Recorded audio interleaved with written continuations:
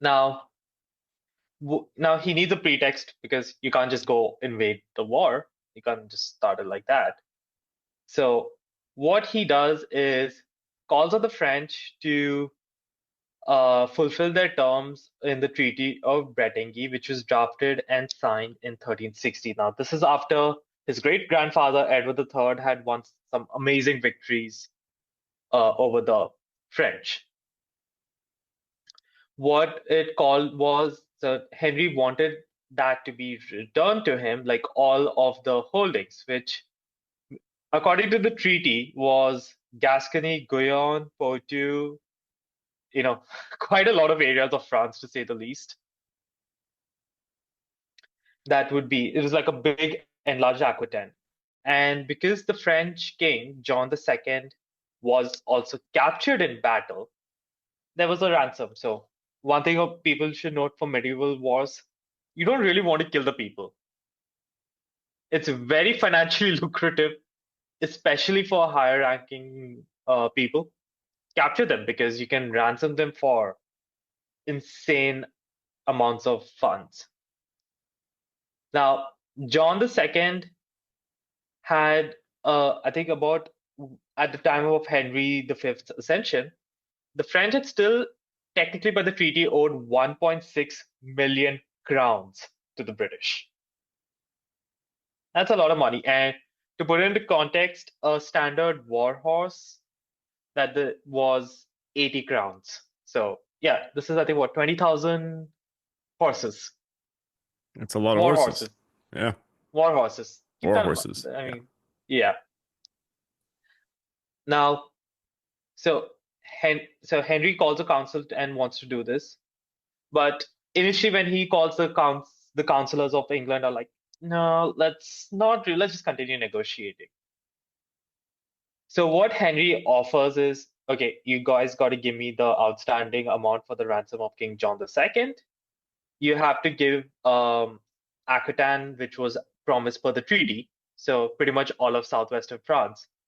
And on top of that, he demands the lands in Anjou, Brittany, Flanders, Normandy, and Touraine as well.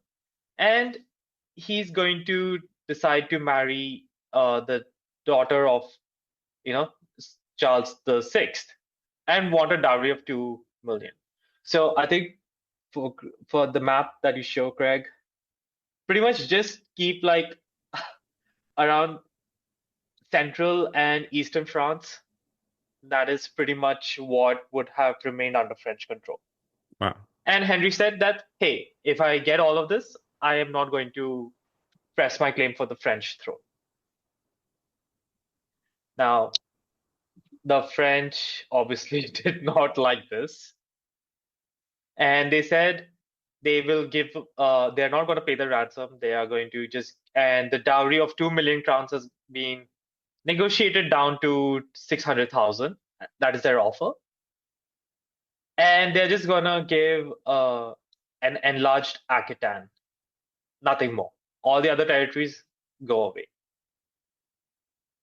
And with this, on April 19th, 1415, Henry asked the council to vote for war, and this time they do. And he kind of also creates it that, hey, we're going to, ravish the countryside, and that's going to pay for the war. Now, this definitely wins parliamentary and local appeal.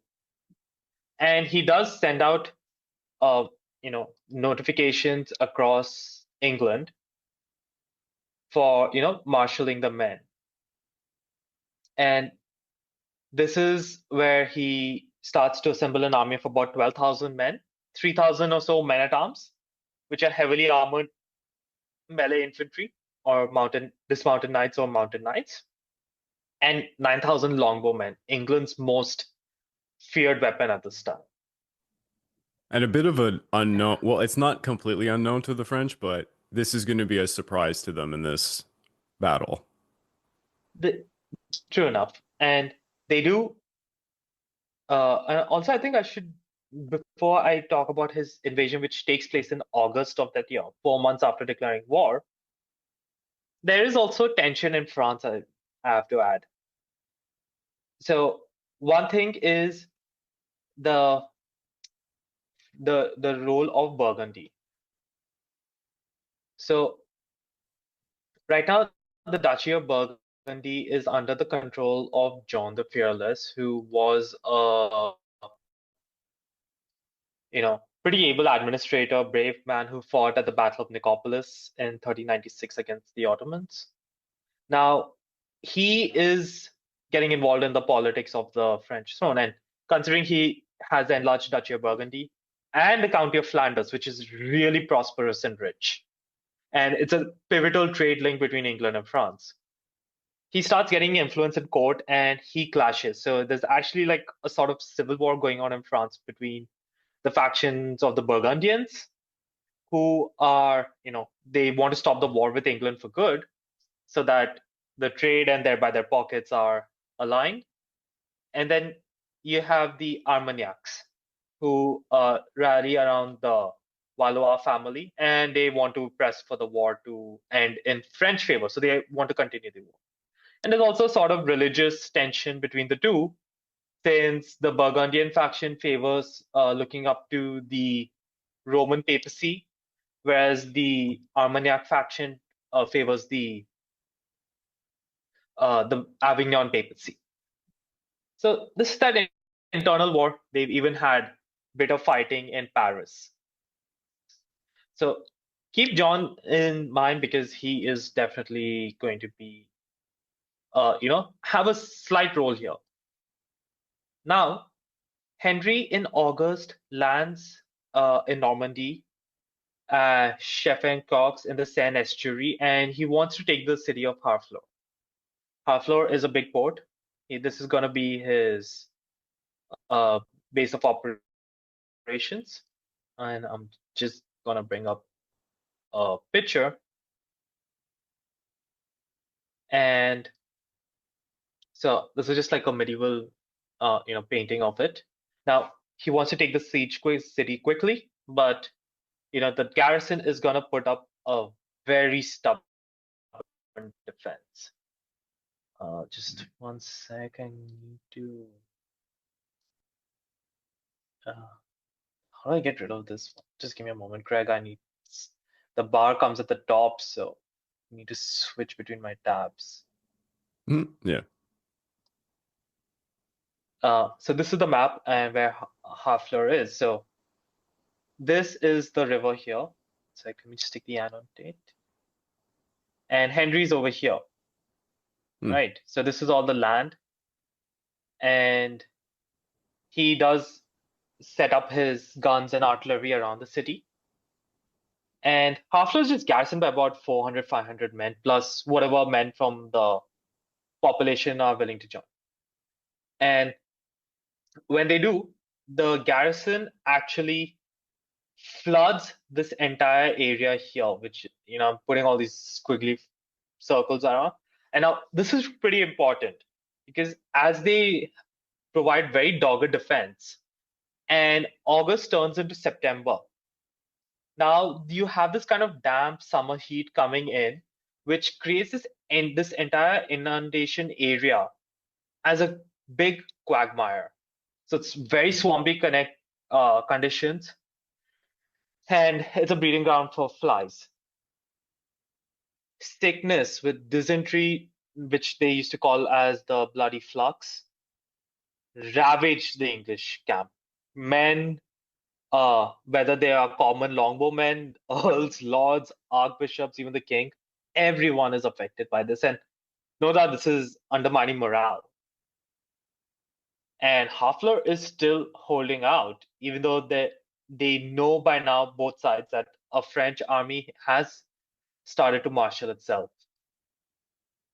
And so in the middle of September, what Henry does is he launches an all-out assault, which is pretty successful. They take the outer bastions of Harfleur. So around the harbor area, they manage to gain a foothold on the towers. But the French still do not fully crack yet. But with Henry having proclaimed by an ancient biblical law that he will be able to, sack and kill without mercy. There is an there's kind of like, people are waning in support. And what Henry takes the opportunity is to open negotiations, which take place on the 22nd and 23rd of September in 1415, where the garrison and its commander agreed that if no relief army comes on the horizon by the 29th of September, we will surrender the city to you. And despite messengers going and reaching the French army that is gathering, it is not yet ready for deployment. And on 29th, true to their word, the garrison surrenders. Now, most of the garrison goes away, and this was a pretty Pyrrhic victory for Henry. From his army of around 12,000 men that he came to the campaign with, he suffers around 4,000 to 5,000 casualties, and his initial landing force, which was around 3,300, 3,000 men at arms and 9,000 longbowmen with the siege, which is just about 12 cannons and a few trebuchets. He has lost 1,100 men at arms and at least 3,000 longbowmen. Jeez. It's pretty staggering losses. Yeah, to one siege. Wow. Yeah, so this is not really looking good for his campaign. He can't take this alone as a victory and go back to England. Now now he faces a challenging situation, to say the least. Is how does he react? Because he does not he wants to stay in France and put a show of force, but his army is not really too strong. Nor does he want to attempt what his great grandfather did in trying to march on Paris, even as a show of force, because he does not want to give any opportunity for the Burgundian and Armagnac factions to unite, which is pretty wise if you ask me. And the campaigning season is coming to an end. And the main French army is currently marshalling itself in the city of Rouen, which is around a little over 50 miles from Harfleur. So this is not really a good situation to be in. So what he decides to do is he will move back north to Calais. That is the English stronghold in the northern half of the French country. And he actually will reject the option of going via sea. He sends the ships regardless to protect them, but he wants to march through the French countryside and burn and pillage, a sort of chevauchee, the devastating raids that used to be launched by the English in France, as a show of force. Now, the problem is when he reaches the Somme estuary, that's where he sees there's a big blocking force that is just waiting for him. Just have a map of his entire advance. I think that'll really be useful. Just tell me, Craig, if the map is here. Yeah, it's up. So this is a really good map. As you can see, he starts marching from Harfleur on the 8th and 9th. And keep in mind, he's left about 1,200 men, around 300 men at arms and 900 longbowmen to garrison the town. So it's more fortified than before, considering the initial French garrison at his siege was about a few hundred men. And he has no problem really marching up till the River Somme. Now, it's at Abbeville he runs into his first problem.